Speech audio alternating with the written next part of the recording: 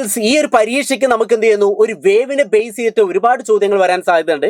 അപ്പൊ നോക്കുക, നമുക്ക് ഇങ്ങനെ ഒരു തരംഗം തന്നിട്ട് ഇതിനകത്ത് നിന്ന് ആംപ്ലിറ്റ്യൂഡ് ആയതി കണ്ടെത്താൻ പറയും. അപ്പോൾ ഒരു കുഴപ്പമില്ല, എന്താണ് ഇതിന്റെ ഹൈറ്റിനെയാണ് നമ്മൾ എന്താ പറയുക, ആംപ്ലിറ്റ്യൂഡ് അല്ലെങ്കിൽ ആയതി എന്ന് പറയാം. അല്ലെങ്കിൽ ഈ ഒരു ട്രഫിന്റെ, ഈ ഒരു ഗർത്തത്തിന്റെ ഈ ഒരു ഹൈറ്റിനെ നമ്മൾ ആംപ്ലിറ്റ്യൂഡ് അല്ലെങ്കിൽ ആയതി എന്ന് പറയാം. അപ്പൊ ഇതിന്റെ ഈ ഹൈറ്റിന്റെ നേരെ ഇങ്ങോട്ട് വരച്ചു നോക്കുക, അവിടെ 2 സെന്റിമീറ്റർ എന്ന് കൊടുത്തിട്ടുണ്ട്. താഴെ ഭാഗത്ത് നോക്കുക -2 സെന്റിമീറ്റർ എന്ന് കൊടുത്തിട്ടുണ്ട്. അങ്ങനെയെങ്കിൽ ഇതിന്റെ ആംപ്ലിറ്റ്യൂഡ് ആയതി എന്ന് പറഞ്ഞാൽ പ്ലസ് ഓർ മൈനസ് 2 സെന്റിമീറ്റർ എന്ന് എഴുതാം. എന്താ എഴുതണ്ടേ, +2 സെന്റിമീറ്റർ എന്ന് എഴുതാം. ഇനി നിങ്ങൾക്ക് വേണമെങ്കിൽ വെറും 2 സെന്റിമീറ്റർ എന്ന് എഴുതിയാൽ മതി, +- എന്ന് കണ്ട് പേടിക്കണ്ട. ഇനി രണ്ടാമത്തെ നമുക്ക് ഇതേ ചിത്രത്തിൽ നിന്ന് പീരീഡ് കണ്ടെത്താൻ പറയും.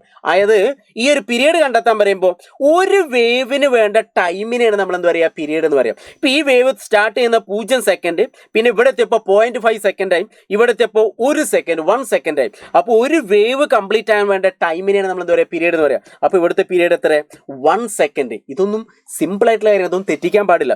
ഇനി അടുത്തത് വേവ് ലെങ്ത് കാണാൻ പറയും. വേവ് ലെങ്ത് കാണുമ്പോൾ ചിലപ്പോൾ 2 ചിത്രങ്ങളൊക്കെ തന്നേക്കാം.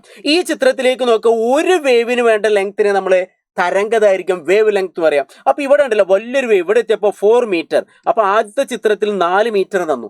രണ്ടാമത്തെ ചിത്രത്തിലേക്ക് നോക്കുക, ചെറിയ വേവുകളാണ്. ചെറിയ വേവ് ആയതുകൊണ്ട് ഇവിടുന്ന് തുടങ്ങിയിട്ട് ഇവിടെ എത്തി, ഇവിടെ 2 മീറ്റർ ആണ്. അപ്പൊ ആദ്യത്തെ 4 മീറ്റർ വന്നു, രണ്ടാമത്തെ ചിത്രം 2 മീറ്റർ വന്നു. അപ്പൊ ഈ ഒരു ചിത്രത്തിന് തന്നെ നമുക്ക് എന്ത് ചെയ്യാം, തരംഗദൈർഘ്യം വേവ് ലെങ്ത് കണ്ടെത്താൻ പറ്റും.